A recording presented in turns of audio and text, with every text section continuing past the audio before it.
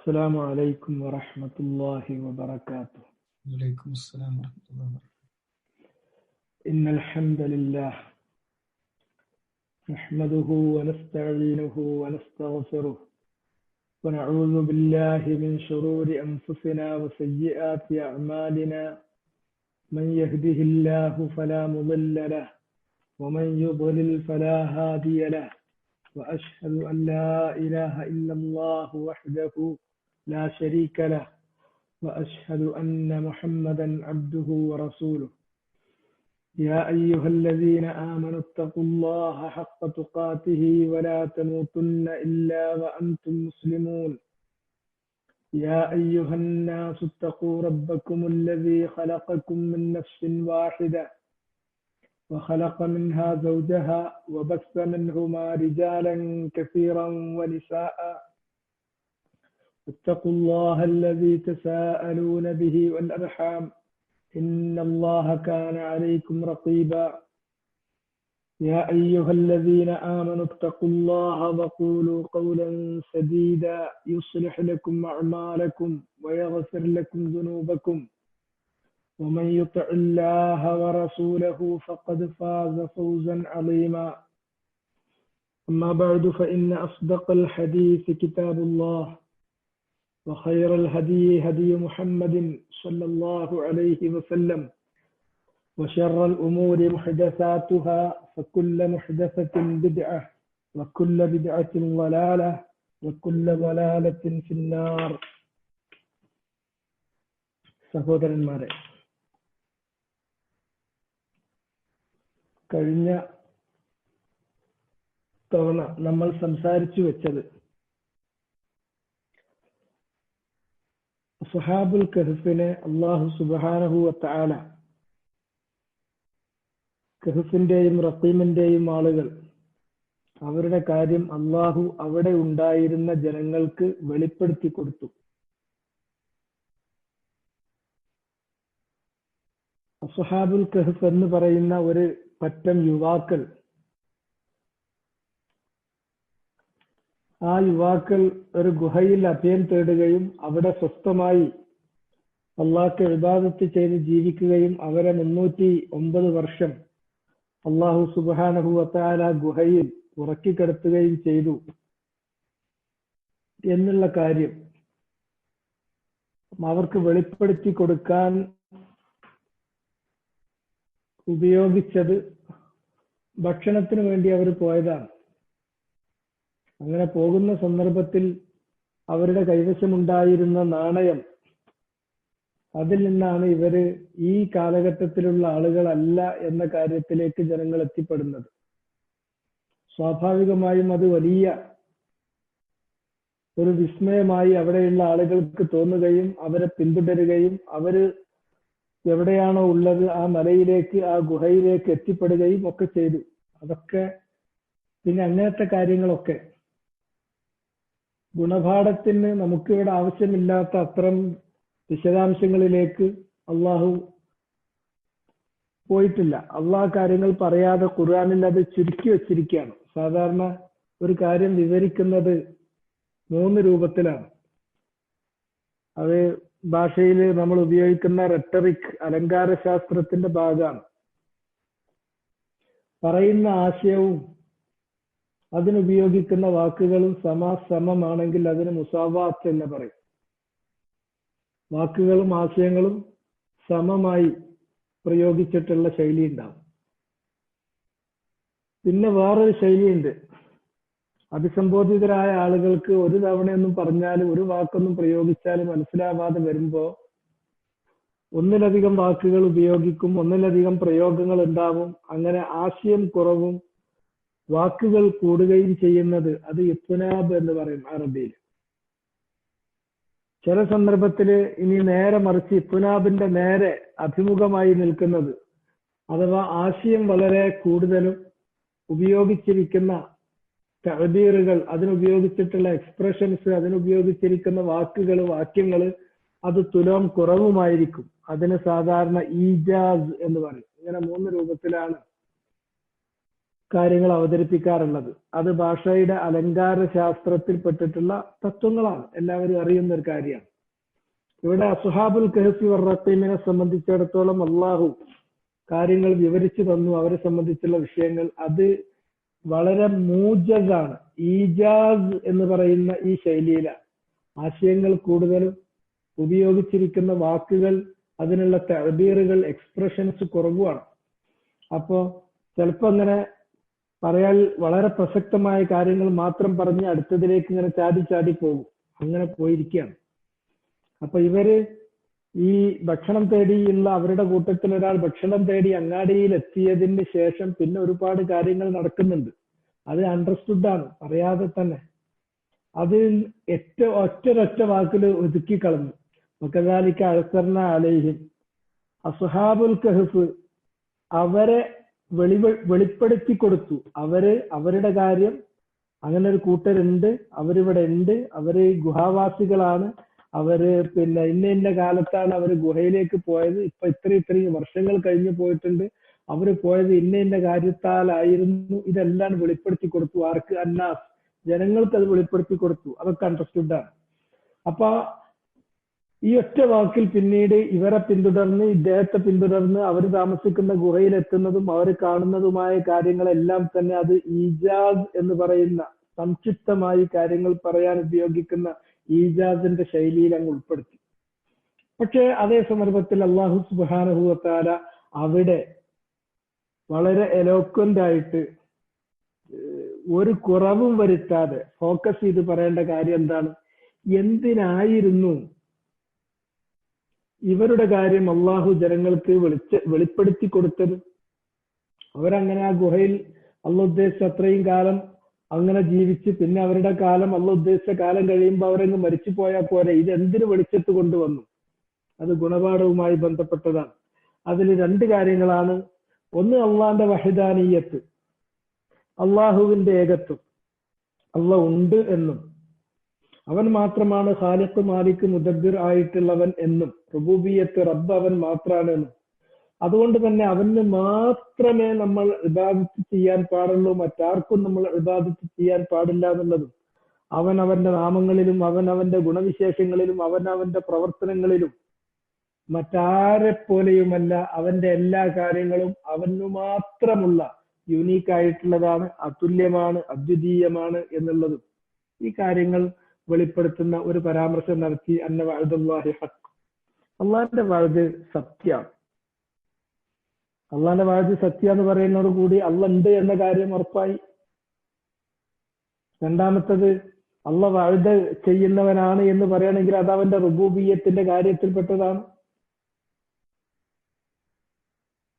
പിന്നെ അതുപോലെ തന്നെ അള്ളാന്റെ റുബൂബിയത്ത് സ്ഥിരപ്പെടുന്നതോടുകൂടി ഉലൂഹിയത്തിനുള്ള തെളിവാണ്. ഉലൂഹിയത്ത് അതിന്റെ ലാസിമായി വന്നു ചേരുന്നു. പിന്നെ അള്ളാഹു സുബ്ഹാനഹു വ തആല അവൻ ചെയ്യുന്ന അവന്റെ പ്രവർത്തനങ്ങളെ കുറിച്ച്, അവന്റെ കാര്യങ്ങളുടെ സ്വഭാവം പറഞ്ഞു.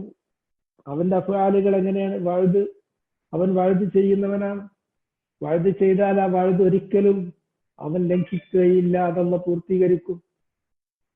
അപ്പൊ അള്ളാഹിനെ കുറിച്ച് അവർക്ക് ഉണ്ടായിരിക്കേണ്ട കാര്യങ്ങൾ അത് വഹദാനിയത്ത്. ഇപ്പൊ നമ്മൾ ഈ പറഞ്ഞ ഇത്തരം കാര്യങ്ങൾ, അള്ളാഹിന്റെ വുജൂദ് ആസ്തിക്യമാകട്ടെ, അവന്റെ റുബൂബിയത്ത് രക്ഷാധികർത്തൃത്വമാകട്ടെ, അവന് മാത്രം അവകാശപ്പെട്ടതാണ് ആരാധന എന്ന് പറയുന്ന ഉലൂഹിയത്താകട്ടെ, അല്ലെങ്കിൽ അസ്മാ സിഫാത്താകട്ടെ, ഇതെല്ലാം നീട്ടി വേറെ വേറെ സ്ഥലങ്ങളിൽ പറഞ്ഞിട്ടുണ്ടെങ്കിലും ഇവിടെ ഒരു ക്യാപ്സ്യൂളില് അതിലേക്ക് സൂചന നൽകുന്ന വളരെ വ്യക്തമായിട്ടുള്ള ഒരു റെഫറൻസ് അങ്ങോട്ട് പറഞ്ഞു. ഇന്ന വഅദല്ലാഹി ഹഖ്.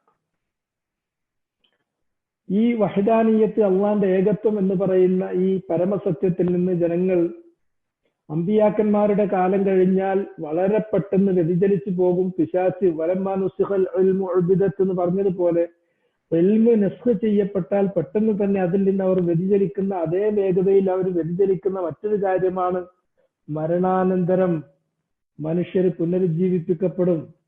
ഈ ഭൂലോകത്ത് വെച്ച് അവർ ചെയ്ത പ്രവർത്തനങ്ങൾ വിചാരണക്ക് വിധേയമാക്കപ്പെടും. മനുഷ്യൻ ചെയ്തു വെച്ച പ്രവർത്തനങ്ങളുടെ അടിസ്ഥാനത്തിൽ അവന് ശിക്ഷാരക്ഷകൾ നൽകി, ശിക്ഷാരക്ഷകൾ വിധിച്ച് അത് നടപ്പിലാക്കപ്പെടും എന്നുള്ളത്. ഈ കാര്യം അവിടുത്തെ ജനങ്ങൾക്കിടയിൽ അങ്കലാപ്പ് തുടങ്ങിയിട്ടുള്ള പിശാച് അവരിൽ അങ്കലാപ്പ് സംശയം ഉണ്ടാക്കിക്കൊണ്ടിരിക്കുന്ന ഒരു സമയമാണ്. അതുകൊണ്ട് തന്നെ അള്ളാന്റെ വഹദാനിയത്ത് സംബന്ധിച്ചും അള്ളാന്റെ ഖുദ്റത്ത്, അള്ളാന്റെ റുബൂബിയത്ത്, അള്ളാന്റെ ഉലൂഹിയത്ത്, അള്ളാന്റെ അസ്മാ സിഫാത്തുകൾ, അവന്റെ അഫ്ആലുകൾ, ഇതിനെക്കുറിച്ച് അവർക്കൊരു വ്യക്തമായ സന്ദേശം നൽകുന്നതാണ് ഈ ദൃഷ്ടാന്തം. കണ്ടോ, 309 വർഷകാലം കിടത്തിറക്കിയ ആളുകൾ, അത് കേട്ടുകേൾവിയില്ലാത്തൊരു കാര്യമാണ്. കാരണം ഭൂലോകത്ത് അള്ളാഹു സുബ്ഹാനഹു വ തആല ഓരോ കാര്യത്തിനും നിശ്ചയിച്ചിട്ടുള്ള ഓരോ കാരണങ്ങളും ഓരോ നടപടിക്രമങ്ങളും ഉണ്ട്. ആ നടപടിക്രമങ്ങളുടെ പരിധിക്ക് അപ്പുറത്തുള്ള ഒരു കാര്യമാണ്. പക്ഷെ അള്ളാഹ് വിചാരിച്ചാൽ ഏതൊരുത്തൻ അള്ളാഹുവിലേക്ക് അഭയം തേടിയോ അള്ളാഹു അവന് അഭയം നൽകുമെന്നും, ഏതൊരുത്തൻ അള്ളാഹുവിൽ വിശ്വസിച്ചുവോ അള്ളാഹു അവന് നിർഭയത്വമേകുമെന്നും, ഏതൊരുത്തൻ അള്ളാഹുവിനോട് ചോദിച്ചുവോ അള്ളാഹു അവനെ കൈവിടില്ല എന്നും. അതുകൊണ്ട് അള്ളാഹിനെ സംബന്ധിച്ചുള്ള നിങ്ങൾ അള്ളാഹിനെ കുറിച്ച് എന്ത് വിശ്വസിക്കുന്നുവോ അതിൽ എവിടെയെങ്കിലും ഗ്യാപ്പ് ഉണ്ടെങ്കിൽ, മിസ്സിംഗ് ലിങ്കുകൾ ഉണ്ടെങ്കിൽ, എവിടെയെങ്കിലും അപര്യാപ്തമായിട്ടുള്ള കാഴ്ചപ്പാടുകൾ ഉണ്ടെങ്കിൽ മനസ്സിലാക്കിക്കൊള്ളൂ, ഇത് നിങ്ങൾക്കുള്ള വ്യക്തമായ ഒരു സന്ദേശം തന്നെയാണ് ഈ അസ്ഹാബുൽ കഹ്ഫ് വർറഖീം അവരുടെ ജീവിതം. കണ്ടോ, അവര് അള്ളാഹു അല്ലാത്തവരെ ആരാധിക്കാൻ തയ്യാറാവാതെ അള്ളാഹുവിനെ മാത്രമേ ആരാധിക്കുകയുള്ളൂ എന്ന് പറഞ്ഞപ്പോ കിങ്കരന്മാരായ രാജാക്കന്മാരുടെയും അവരുടെ ശിങ്കിടികളുടെയും പിടുത്തത്തിൽ നിന്ന് അവര് രക്ഷപ്പെട്ട് അവരെ അള്ളാഹ് വളരെ മനോഹരമായി ആ ഗുഹയിൽ താമസിപ്പിച്ച് അവർക്ക് അള്ളാഹ്ക്ക് മാത്രം ഇബാദത്ത് ചെയ്ത് ജീവിക്കാൻ സൗകര്യം ചെയ്തു കൊടുത്ത്, പിന്നെ അവർക്ക് നിർഭയമായി അള്ളാഹു ഒരു ഉറക്കം കൊടുത്ത് 309 വർഷകാലം അവർ ഉറക്കി. പിന്നെ ഉറങ്ങുന്ന സമയത്ത് എങ്ങനെയായിരുന്നു അതേ അവസ്ഥയിൽ അവരെ വീണ്ടും അള്ളാഹു ഇതാ തിരിച്ചു കൊണ്ടുവന്നിരിക്കുന്നു. അതിൽ നിങ്ങളുടെ രണ്ടാമത്തെ അങ്കലാപ്പിന്, നിങ്ങളുടെ രണ്ടാമത്തെ സംശയത്തിന് അതിനുള്ള ഉത്തരം അതിലുണ്ട്. അവര് സംശയിക്കാനും അതുപോലെ തന്നെ ചോദ്യം ചെയ്യാനും തുടങ്ങിയിരുന്നു. മരണാനന്തര ജീവിതം അങ്ങനെയൊന്നും ഉണ്ടാവും.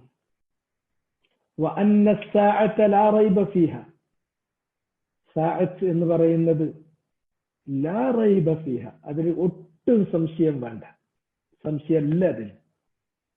മരിച്ച മനുഷ്യനെ അള്ളാഹു പുനരുജ്ജീവിപ്പിക്കും. ഓരോരുത്തരുടെ സംശയം, നമ്മളിങ്ങനെ മരിച്ച് നമ്മളുടെ മാംസവും നമ്മളുടെ അസ്ഥിയും നമ്മളുടെ ശരീരത്തിന്റെ ഭാഗങ്ങളും ഒക്കെ ഈ മണ്ണിൽ ലയിച്ചു തീർന്നതിന് ശേഷം, പൂർണ്ണമായും മണ്ണിൽ ഡിസിൻറ്റഗ്രേറ്റ് ചെയ്ത് ഇതിലങ്ങോട്ട് ലയിച്ചു കഴിഞ്ഞതിന് ശേഷം പിന്നെ മനുഷ്യനെ ഈ ശരീരത്തോടു കൂടി ഈ ആത്മാവോട് കൂടി അള്ളാഹ് തിരിച്ചു കൊണ്ടുവരുമോ? ഇതൊരു സംശയമാണ്. അപ്പൊ അവരാദ്യം സംശയിപ്പിക്കുക, ചിലപ്പോൾ അങ്ങനെ ഒരു പുനരുദ്ധാനം ഉണ്ടെങ്കിൽ തന്നെ അത് ആത്മാവിന്റെ മാത്രം പുനരുദ്ധാനമാണ്. അങ്ങനെയൊന്നുമല്ല, ആത്മാവിന്റെ പുനരുദ്ധാനമൊന്നുമല്ല. ആത്മാവും ശരീരവും അടങ്ങിയിട്ടുള്ള മുഴുവൻ ഹ്യൂമൻ ബീയിങ്, ആ എക്സിസ്റ്റൻസിനെ ആസ് എ ഹോൾ, അത് മൊത്തത്തിൽ തന്നെ അല്ല പുനരുദ്ധാനം നടത്തുന്നത്. പരലോകത്ത് നമ്മളെ ഓരോരുത്തരും താരിഫൂനഹും ബിസീമാഹും, ഇവിടുന്ന് നിങ്ങൾ അവന്റെ ഇടതുഭാഗത്ത് നെറ്റിയിലൊരു ചെറിയ കലയുണ്ടായിരുന്നു, അതാണ് അവനെ തിരിച്ചറിയാനുള്ള അടയാളമെങ്കിൽ, ഇപ്പൊ ഐഡന്റിക്കൽ ട്വിൻസ് ഒരേ മാതിരിയുള്ള രണ്ട് ഇരട്ട ജോഡികളായിട്ട് വന്ന കുട്ടികൾ, അവരെ തിരിച്ചറിയാൻ നമുക്ക് ചിലപ്പോൾ ചില ലക്ഷണങ്ങൾ ഉണ്ടാവും. മറ്റവന്റെ കയ്യിന്റെ അവിടെ ഒരു അടയാളുണ്ട്, അല്ലെങ്കിൽ കണ്ണിന്റെ അവിടെ ഒരു തോണ്ടലുണ്ട്, അങ്ങനെയുള്ള സീമകൾ വെച്ച് അടയാളം അത് അതേമാതിരി തന്നെ അവരിലുണ്ടാവും. അങ്ങനെ തന്നെ തിരിച്ചറിയാവുന്ന വിധം ശരീരത്തോടുകൂടി, ആത്മാവോടുകൂടി, മനസ്സോടുകൂടി, ദേഹത്തോടുകൂടി, ദേഹിയോടുകൂടി തന്നെ മനുഷ്യനെ അള്ളാഹു പുനരുജ്ജീവിപ്പിക്കും. ഇതിലൊട്ടും സംശയം വേണ്ട. അതിൽ നിങ്ങൾക്ക് അതിന് സംശയം തോന്നുന്നുവെങ്കിൽ നിങ്ങളുടെ മുന്നിൽ ഇതാ അനിഷേധ്യമായ ഒരു തെളിവ് അള്ളാഹു നിങ്ങൾക്ക് കാണിച്ചു തന്നിരിക്കും. 309 വർഷം ഇവർ ഒരർത്ഥത്തിൽ മരിച്ചു കിടക്കുകയായിരുന്നു. ആ 309 വർഷത്തിന് ശേഷം, അത്രയും ആണ്ടുകൾ കഴിഞ്ഞതിന് ശേഷം അവര് ജീവിതത്തിലേക്ക് തിരിച്ചു വന്നിരിക്കുകയാണ്. എങ്കിൽ ഇതേമാതിരി അള്ളാഹു സുബ്ഹാനഹു വ തആലക്ക് ഈ മനുഷ്യരെ, മരിച്ചു പോകുന്ന മനുഷ്യരെ തിരിച്ചു കൊണ്ടുവരാൻ കഴിയില്ലേ? അള്ളാഹാ ചോദിക്കുന്നത്. ഈ പ്രമേയം, ഈ വിഷയം ഖുർആനിലെ ഏതാണ്ട് എല്ലാ ഭാഗങ്ങളിലും വിശദമായി പ്രതിപാദിക്കപ്പെട്ടിട്ടുള്ളതാണ്. അള്ളാഹ് ചോദിക്കുന്ന വളരെ മൗലികമായ ഒരു ചോദ്യം, ആദ്യത്തെ തവണ സൃഷ്ടിപ്പ് തുടങ്ങിയ അള്ളാഹിനെ സംബന്ധിച്ചിടത്തോളം, സൃഷ്ടിപ്പിന്റെ പ്രാരംഭം കുറിച്ച അള്ളാഹ്ക്ക് അതിന്റെ ആവർത്തനം ബുദ്ധിമുട്ടാകുമോ എന്നാ ചോദ്യം.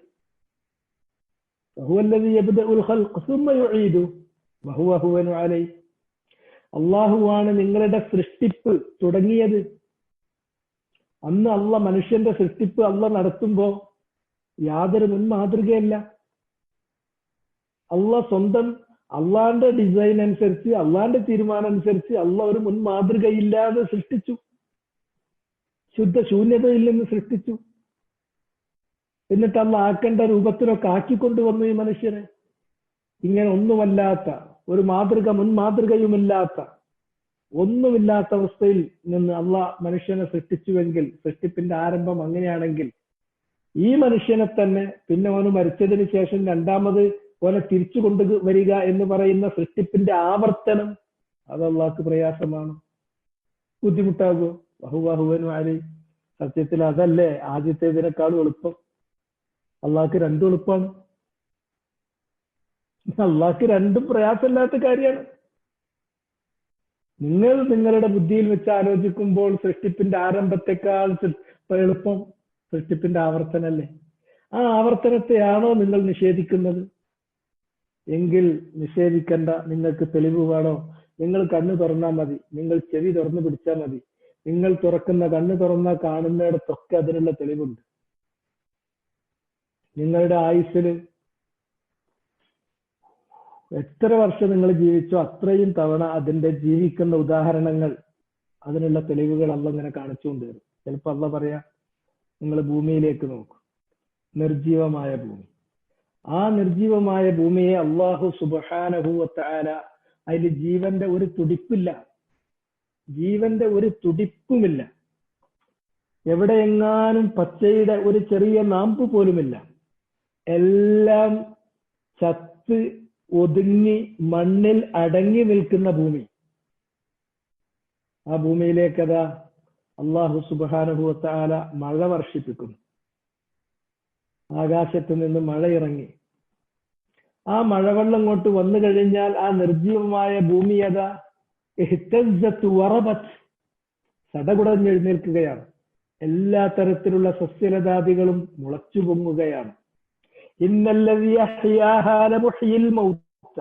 നിർജീവമായ ഭൂമിയെ ആ ഒരു മഴയിലൂടെ രണ്ടാമത് ജീവിതത്തിലേക്ക് കൊണ്ടുവന്ന, ജീവൻ കൊണ്ടുവന്ന, അതിനെ ജീവസ്വത്വതാക്കിയ എല്ലാ തരത്തിലുള്ള സസ്യലതാദികളും മുളച്ചു പൊങ്ങുന്ന ആ ജീവൻ, ആ ജീവന്റെ തുടിപ്പുകൾ, അതിന്റെ ആ പച്ചപ്പ്, അത് കൊണ്ടുവന്ന അള്ളാഹ്. ഇത് അള്ളാഹ്ക്ക് സസ്യലോകത്ത് ചെയ്യാൻ പറ്റുമെങ്കിൽ എല്ലാ മുഹയിൽ മൗത്ത, ജന്തുലോകത്തും ഇതേമാതിരി സമാനായത് അള്ളാഹ്ക്ക് ചെയ്യാൻ വല്ല ബുദ്ധിമുട്ടുണ്ട്. അവിടെ ഒരു മഴ വരുന്നതിന് പകരം മറ്റടുത്ത് അള്ളാഹിന്റെ ഒരു കൽപ്പന, ഒരു അമ്ര, അവന്റെ ഒരു കെലിമ വരണം, അത്രേ ഉള്ളൂ.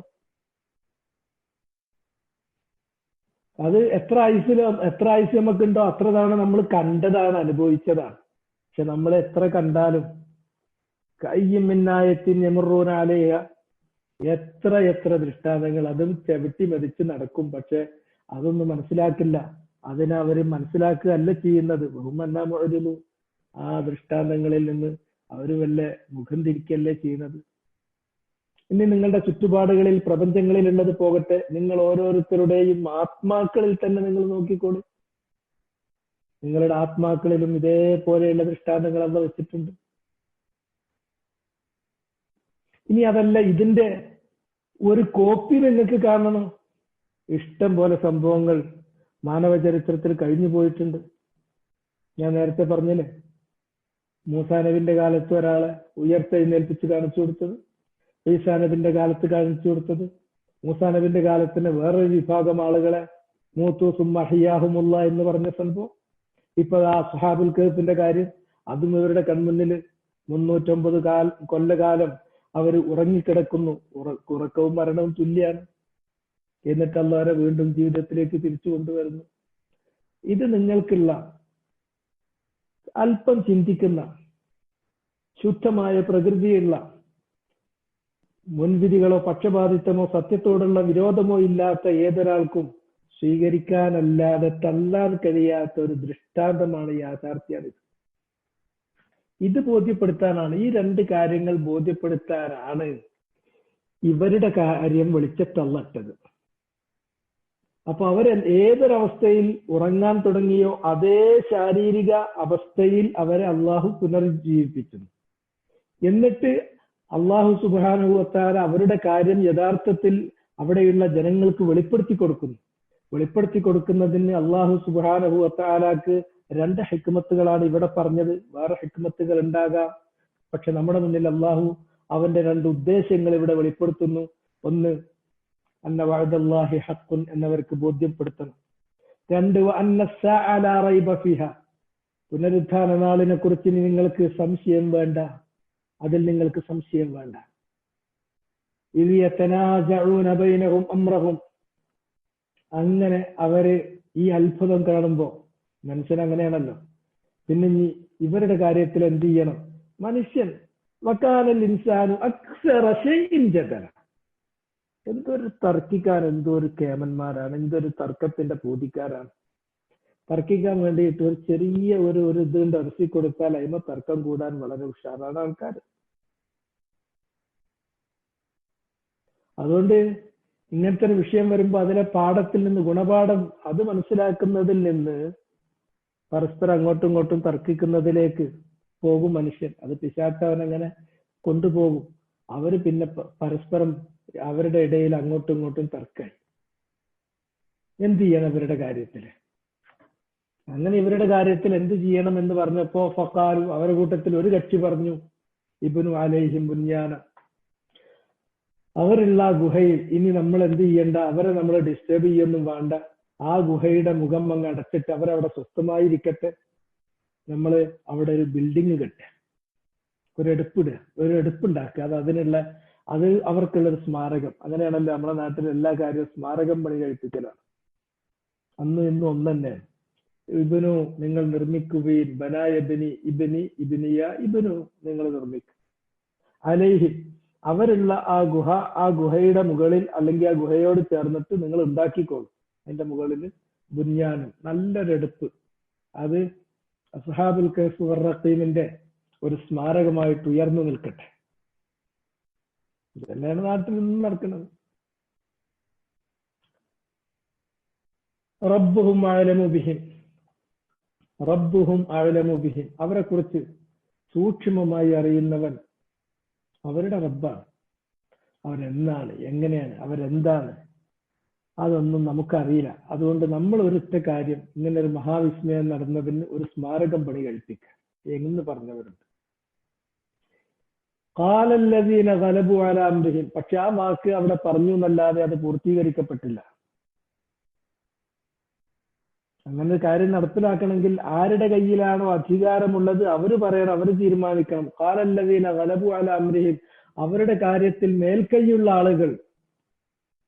ഒരുത്തർ പറഞ്ഞു, അവരാരാണ്? ഗലബു, അവർക്ക് മേൽക്കൈയുണ്ട്, അലാ അംരിഹിം, അവരുടെ വിഷയത്തിൽ. അവര് പറഞ്ഞാണ് നടപ്പിലാകുക. മറ്റവരൊക്കെ അഭിപ്രായം പറയും. അങ്ങനെ ഉണ്ടല്ലോ, അഭിപ്രായങ്ങൾ പറഞ്ഞോളി, തീരുമാനം ഞാൻ എടുത്തു വെച്ചിട്ടുണ്ട്. അപ്പൊ അങ്ങനെ മറ്റവരുടെ അങ്ങനത്തെ ഒരു അഭിപ്രായമാണ്, തീരുമാനപ്പുറത്ത് വേറെ ഉണ്ട്.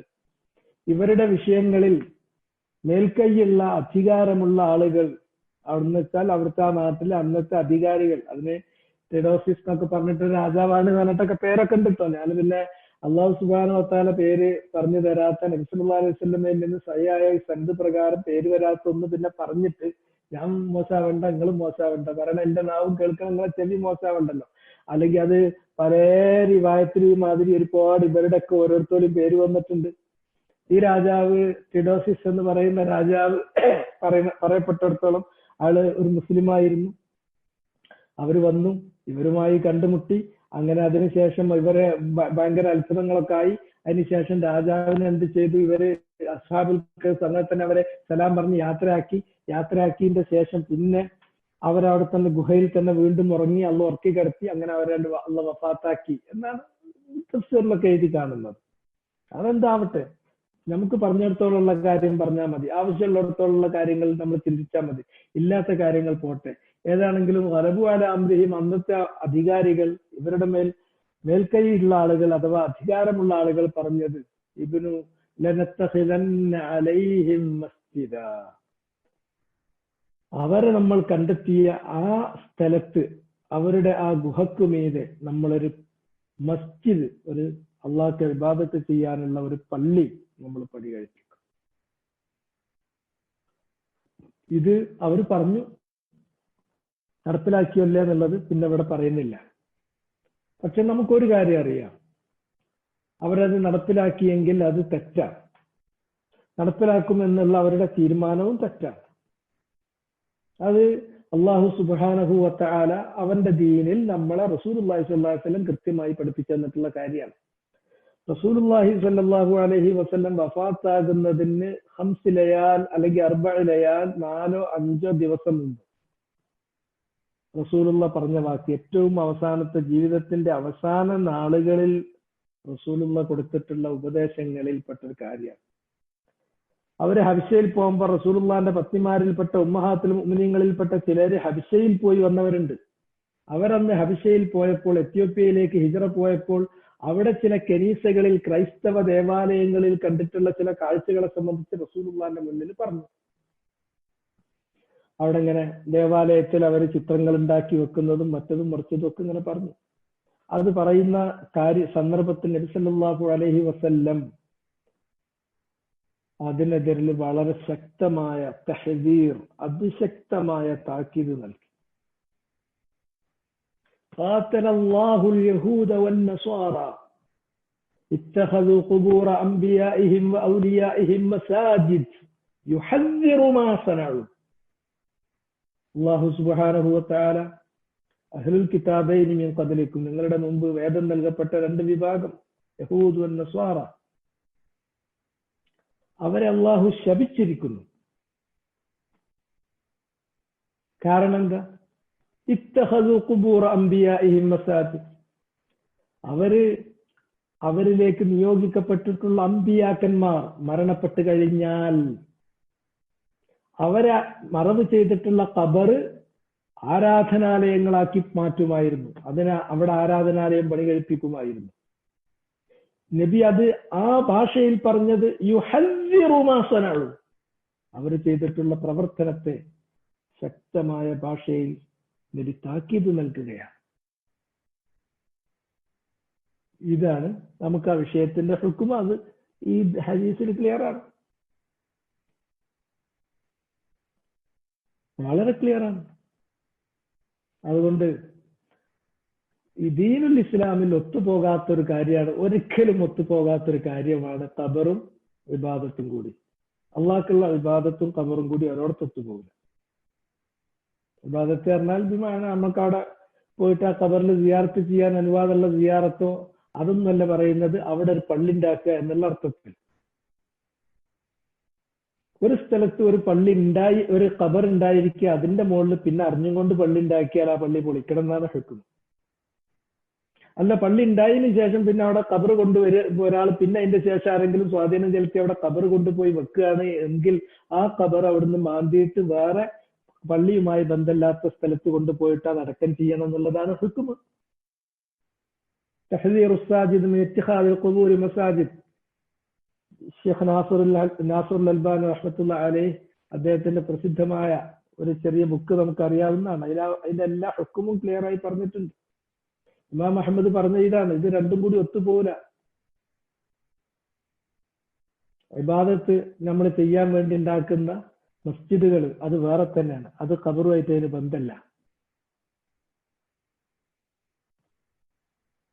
ഖബറിലുള്ള പള്ളിയിൽ പോയിട്ട് നിസ്കരിക്കുക എന്ന് പറഞ്ഞാൽ അത് വിലക്കപ്പെട്ട കാര്യമാണ്.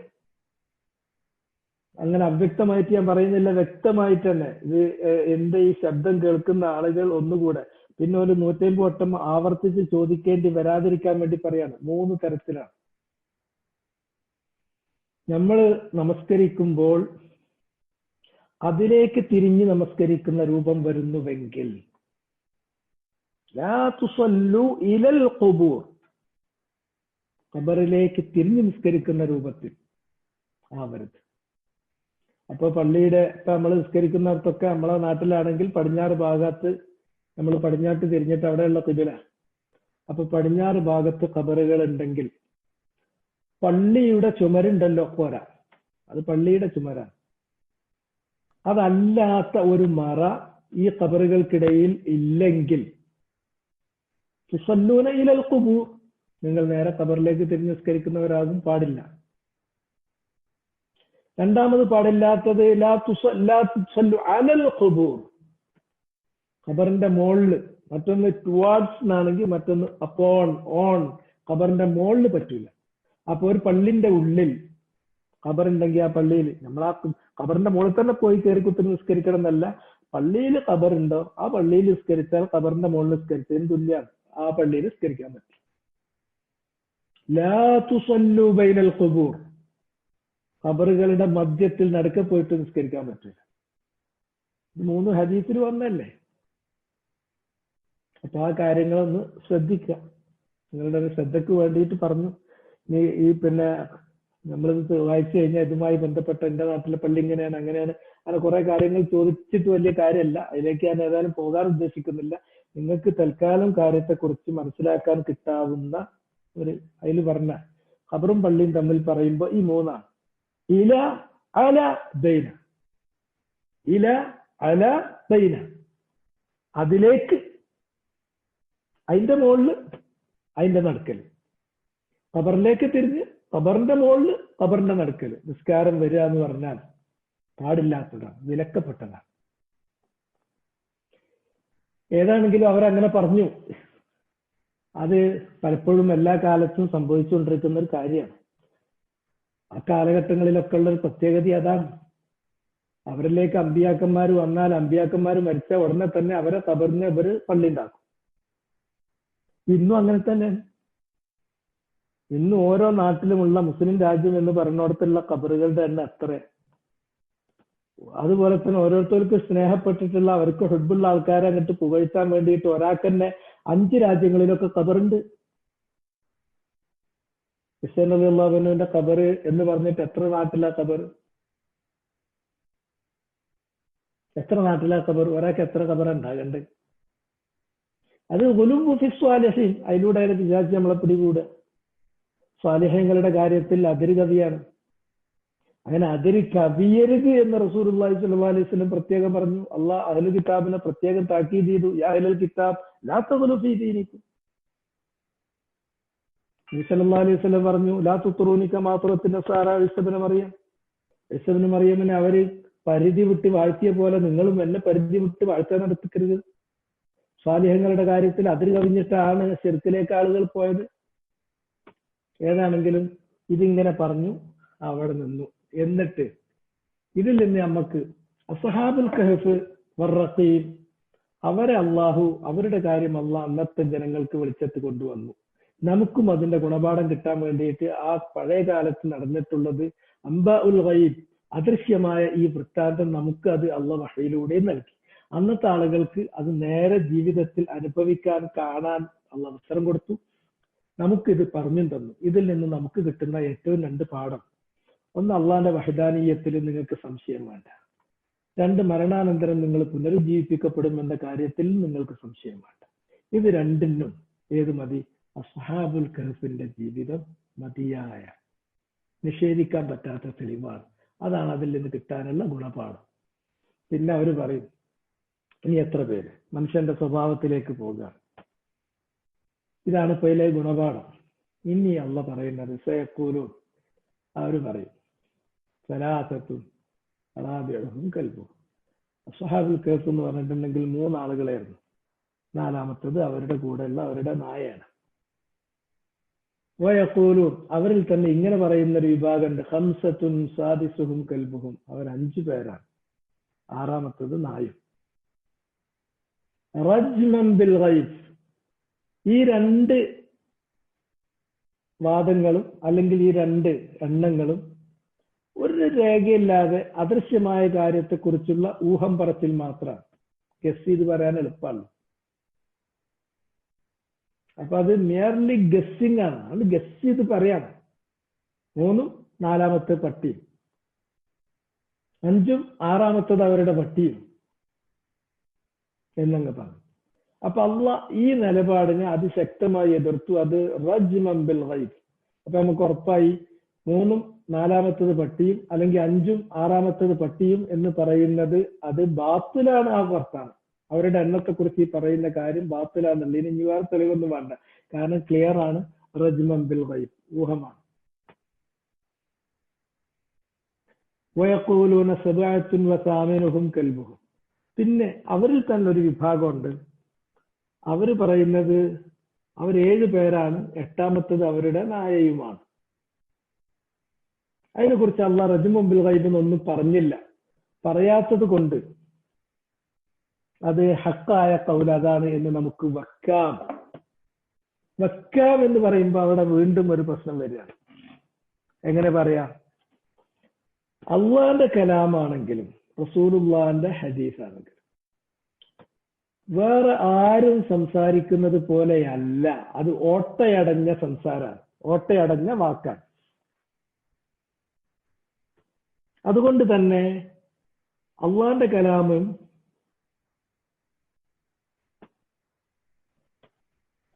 റസൂലുള്ളാഹി സ്വല്ലല്ലാഹു അലൈഹി വസല്ലമയുടെ വാക്കിൽ നിന്നും ലുസൂമിയായ മഅനകൾ നമുക്ക് തെളിവായിട്ട് പിടിക്കാം, അവലംബിക്കാം, തെറ്റൂല എന്നാണ്. അത് ഒരു വാക്കിന് 2-3 തരത്തിലുള്ള മഅനകൾ വരും. മുതാബഖ ഉണ്ടാകും, തളമ്മുനി ഉണ്ടാകും, ലുസൂമിയായ മഅന ഉണ്ടാകും. അതൊക്കെ നേരത്തെ പറഞ്ഞതുപോലുള്ള അലങ്കാര ശാസ്ത്രമാണ്. ഭാഷയുടെ റെട്ടറിക്ക് നമ്മൾ കുറച്ച് പഠിക്കുമ്പോഴാണ് അങ്ങനെ അർത്ഥതലങ്ങൾ, വ്യത്യസ്തങ്ങളായ അർത്ഥതലങ്ങൾ, മുതാബഖത്ത് ഉണ്ടാകും, തളമ്മുൻ ഉണ്ടാകും, ലുസൂമി ഉണ്ടാകും. ഇതിപ്പോ ഇതിന്റെ ലുസൂമിയായ മഅനയാണ്. ഞാൻ ആ റെട്ടറിക്ക് പറഞ്ഞുകൊണ്ട് നമ്മളെ സമയം കളയുന്നില്ല, റമദാൻ ആയതുകൊണ്ട്. പോട്ടെ, ഇത് ലുസൂമിയായ മഅനയാണ്. എന്താ ലുസൂമിയായ മഅന?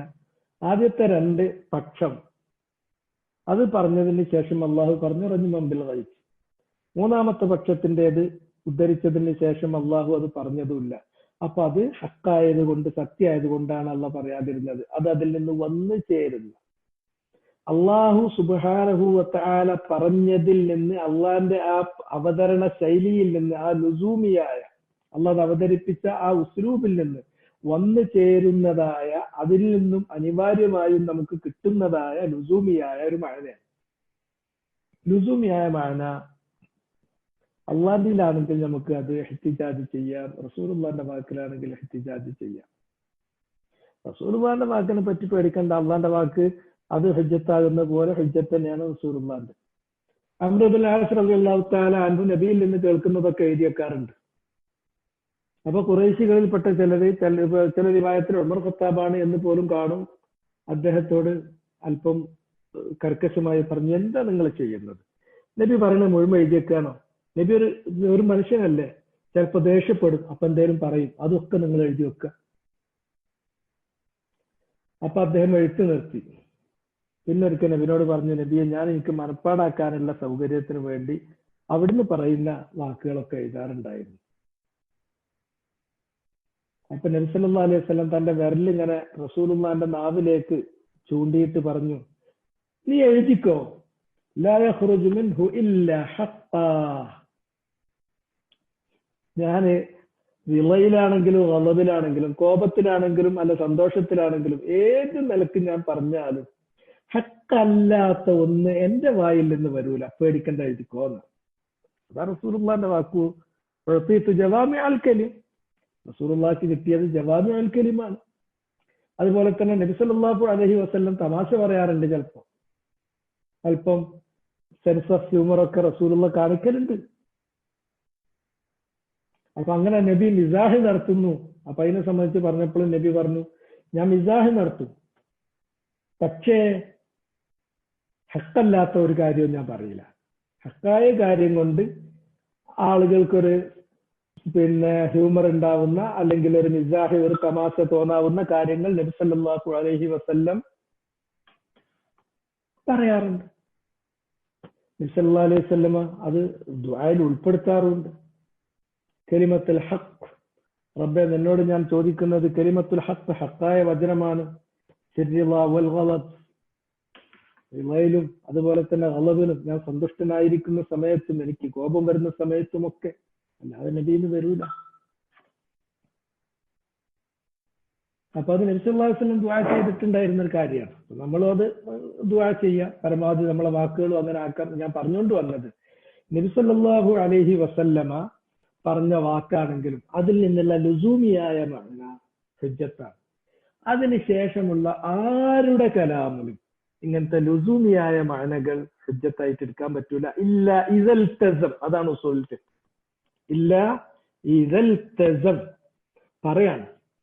ആ വാക്ക് പറഞ്ഞ ആള് അതിന്റെ ലുസൂമിയായ മഅന ഞാൻ ഉദ്ദേശിച്ചിട്ടുണ്ട് എന്നും അത് എന്റെ വിവക്ഷയിൽപ്പെട്ടതാണ് എന്നും അയാൾ വ്യക്തമാക്കി ഇൽത്തിസാം ചെയ്തിട്ടുണ്ടെങ്കിൽ ഓക്കെ, ആ ലുസൂമിയായ മഅനയെ നമുക്ക് തെളിവിന് പിടിക്കാം.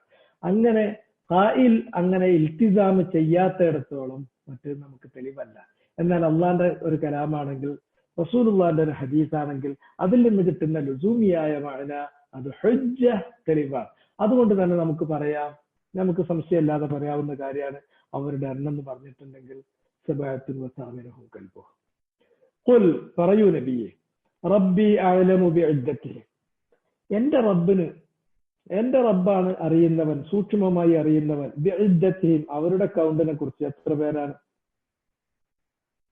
അത് വേറെ ആരെത്ര പറഞ്ഞാലും ശരിയാവില്ല. അള്ളാഹ്ക്ക് അത് കൃത്യമായിട്ട് അറിയാം. അതുകൊണ്ട് തന്നെ 3ഉം അതുപോലെ തന്നെ 4-മത്തത് നായയും അല്ലെങ്കിൽ 5ഉം 6-മത്തത് നായയും എന്നൊക്കെ പറഞ്ഞതിന് അള്ളാഹ് എതിർത്തു. എന്നാൽ വാസ്തവമായി യോജിക്കുന്ന ഒരു കാര്യം പറഞ്ഞപ്പോൾ അതിനെ അള്ളാഹ് എതിർത്തതുമില്ല. കാരണം അള്ളാഹു സുബ്ഹാനഹു വ തആലക്ക് അവരുടെ ഇദ്ദത്ത്, അവരുടെ കൗണ്ട് എക്സാക്ട് ആയിട്ട് പറയാൻ പറ്റുന്ന അള്ളാഹയാണ്.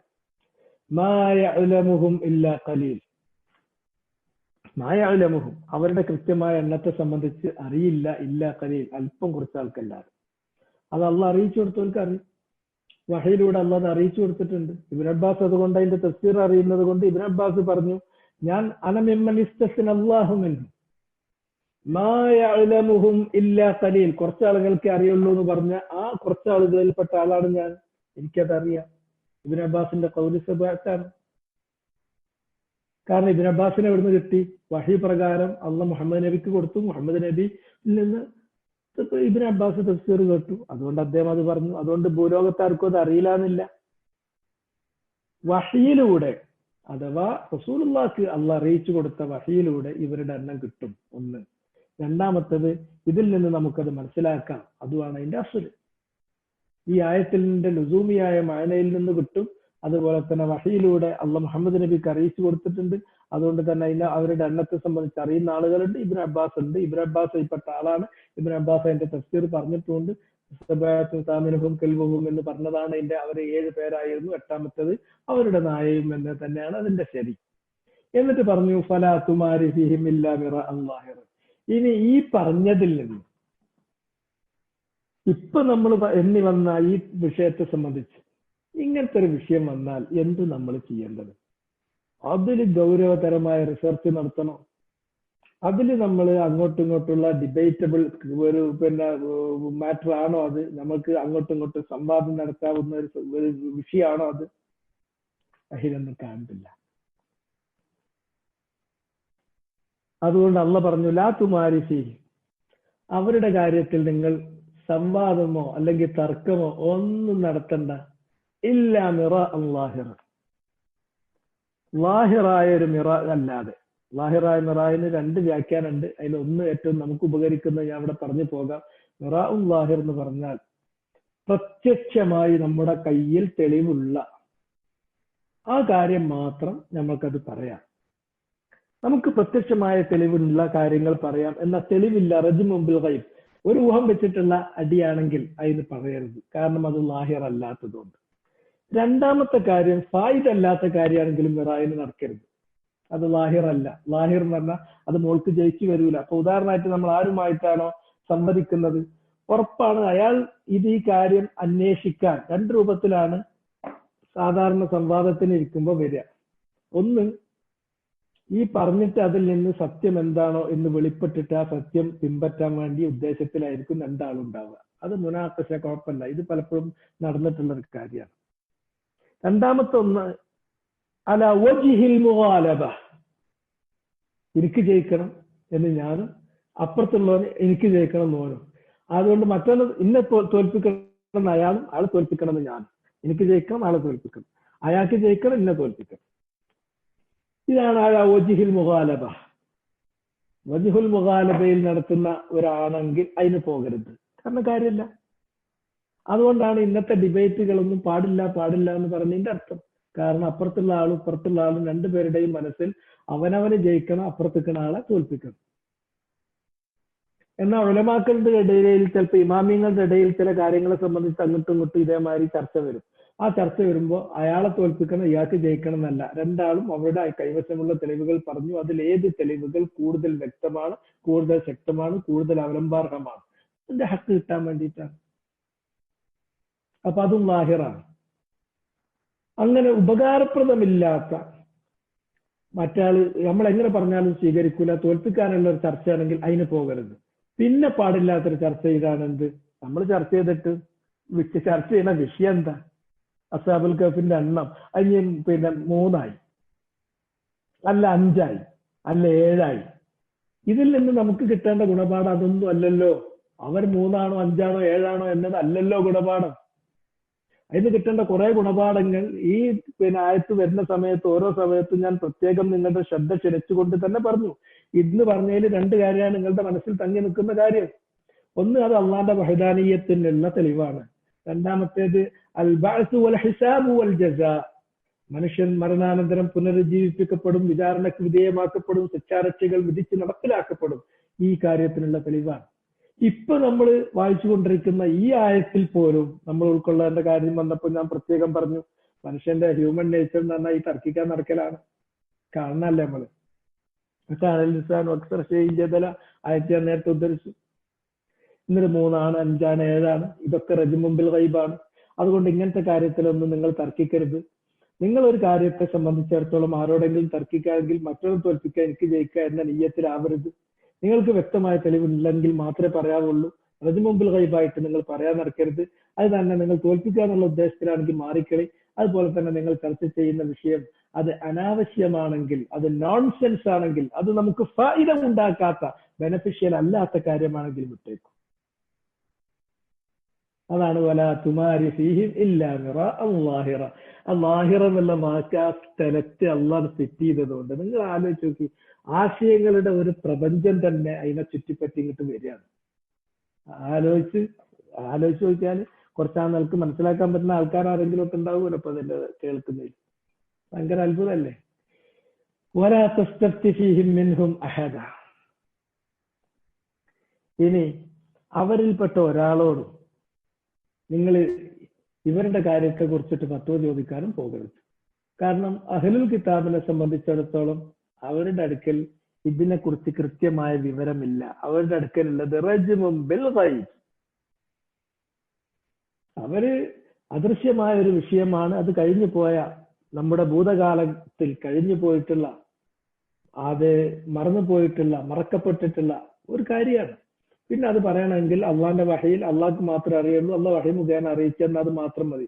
അല്ലാതെ അഹ്ലുൽ കിതാബിന്റെ അടുക്കൽ ഇതിനെ സംബന്ധിച്ച് ഗണ്യതമായ ബസീറത്ത്, കൃത്യമായ രേഖ, കൃത്യമായ തെളിവില്ലാതെയാണ്. അതുകൊണ്ട് തന്നെ ഫലാ തസ്തഫ്തി ഫീഹിം, ഇവരുടെ കാര്യത്തിൽ ഈ ഫത്വ ചോദിക്കരുത്. മിൻഹും, അവരിൽപ്പെട്ട ഒരാളോട്, മിൻഹും അഹദൻ, അവരിൽ ഒരാളോടും ചോദിക്കരുത്. അതിൽ വേറെ കാര്യമുണ്ട്. ഓൺലൈനിൽ പോയി ഫത്വ തപ്പരുത് എന്ന് മുതൽ അസാഗറിനോട് ഫത്വ ചോദിക്കാൻ നടക്കരുത് എന്ന് പോയിട്ട് ഓരോ വിഷയത്തിലും അറിവുള്ള ആൾക്കാരോടെ ചോദിക്കാൻ പാടുള്ളൂ എന്നുള്ള കാര്യങ്ങൾ വരെ അതിലുണ്ട്. എല്ലാ കാര്യങ്ങളും ഞാൻ അതിലേക്ക് അങ്ങനെ അപ്പുറത്തേക്ക് ഇനി പോകുന്നില്ല. ഓരോ ആയത്തിലും അല്ല. ഇത് എനിക്ക് വളരെ അത്ഭുതം തോന്നുന്ന ഒരു കാര്യം ഞാൻ ഫ്രാങ്കായിട്ട് നിങ്ങളോട് പറയാം. അപ്പൊ ഇത് നമ്മളെ ജീവിതവുമായി ബന്ധപ്പെടുന്ന 150 തരം വിഷയങ്ങൾ തലങ്ങും വിലങ്ങും ഈ ആയത്ത് വായിച്ച് നമ്മൾ പോകുമ്പോൾ അതിന്റെ സ്വാഭാവികമായ അന്തരീക്ഷത്തിൽ, സ്വാഭാവികമായ പരിസരത്തിൽ, സ്വാഭാവികമായ അതിന്റെ സന്ദർഭത്തിൽ വെച്ച് നമുക്ക് കിട്ടുകയാണ്. പക്ഷെ അത് ആ ഒരു സെൻസിൽ ഉൾക്കൊള്ളാൻ ആളുകൾ എന്തുകൊണ്ട് പറ്റുന്നില്ല? അവർക്ക് ഇതല്ല വേണ്ടത്. അവർക്ക് കിട്ടേണ്ടത് വേറെന്താണ്? അവർക്ക് കിട്ടേണ്ടത് ക്ലോസപ്പ് ആക്കിയിട്ട് കിട്ടണം. ഈ സന്ദർഭത്തിൽ നിന്ന് അടർത്തിയെടുത്തിട്ട് ഒരു കഷ്ണമാക്കിയിട്ട് അത് അവർക്കിലേക്ക് ഇങ്ങനെ കൊടുത്ത് അങ്ങനെ പറഞ്ഞെങ്കിലേ ആളുകൾക്ക് സ്ട്രൈക്ക് ആകുള്ളൂ. ഇത് ഒരു കുറവാണ്, നമ്മളെടുക്കലുള്ള ഒരു കുറവാണ്. നമുക്ക് അള്ളാന്റെ കലാമ് മനസ്സിലാക്കുന്നതിലുള്ള നമ്മുടെ ഫഹ്മിലുള്ള ഖുസൂർ, നമുക്കുള്ള ഒരു ഡെഫിഷ്യൻസിയാണ്. അങ്ങനെ ക്ലോസപ്പുകളോ അല്ലെങ്കിൽ കട്ട് പീസുകളോ അല്ല നമ്മൾ അവലംബിക്കേണ്ടത്, അതിലേക്കല്ല പോകേണ്ടത്. നമ്മൾ അതിന്റെ സ്വാഭാവികമായ ഒഴുക്കിൽ നിന്ന് നമുക്ക് കിട്ടണം. ഒരായത്ത് എന്ന് പറഞ്ഞാൽ അതിന്നിട്ട് പറിച്ചെടുത്തിട്ട് അല്ലെങ്കിൽ കഷ്ണം പറിച്ചെടുത്തിട്ട് അതിമക്ക് നിങ്ങളെ മനസ്സ് പോകരുത്. ഈ സൂറത്ത് ആദ്യം മുതൽ അവസാനം വരെ അള്ളാഹ് ഇങ്ങനെ പറഞ്ഞു തരുന്നത് അതിന്റെ ഒഴുക്കിന്റെ കൂടെ ഒഴുകി അതിന്റെ സ്വാഭാവികമായിട്ടുള്ള സന്ദർഭത്തിൽ നിന്ന് കിട്ടി, അതിന്റെ പൂർണ്ണമായ ചിത്രത്തിൽ നിന്ന് കിട്ടി.